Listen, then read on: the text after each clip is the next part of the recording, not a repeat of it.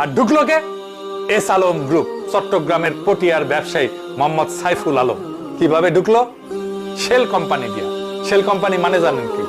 Shell company মানে হলে এমন একটা কোম্পানি যেটার কাগজপত্র আছে, নাম আছে, রেজিস্ট্রেশন আছে, কিন্তু আসলে কোনো ব্যবসা নেই, কোনো কারখানা নাই, কোনো অফিস নাই, কোনো কর্মী নাই, কোনো পণ্য নাই, শুধু কাগজ আছে।